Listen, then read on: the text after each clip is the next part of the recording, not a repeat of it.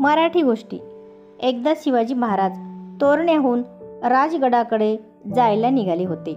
राजगड अजून खूप दूर होता, पण दिवस माळवायला खूपच थोडा अवधी राहिला होता. राजगडावर पोहोचणं शक्य नव्हतं. साहजिकच महाराजांनी वाटेत असलेल्या एका गडीवजा किल्ल्यावर मुक्काम करण्याचा निर्णय घेतला.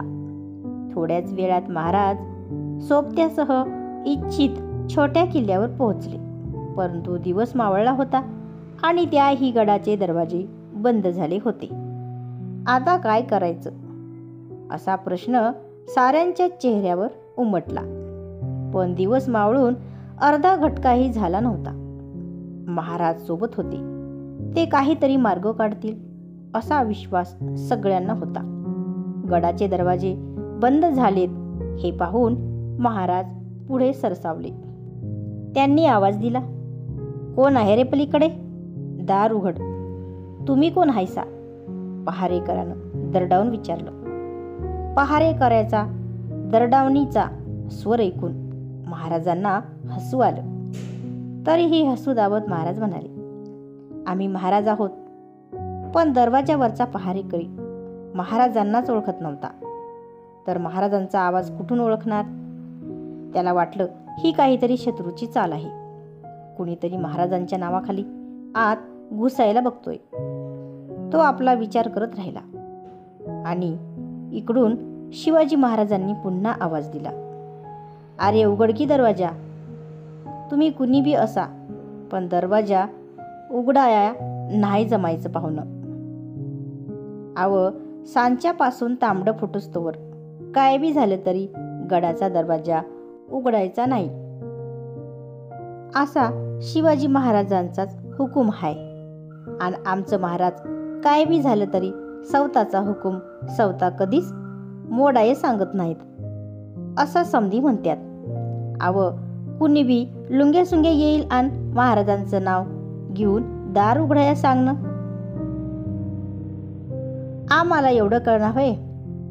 तेव्हा तुम्ही कुणी बी असा, रातभर बाहेरच बसा.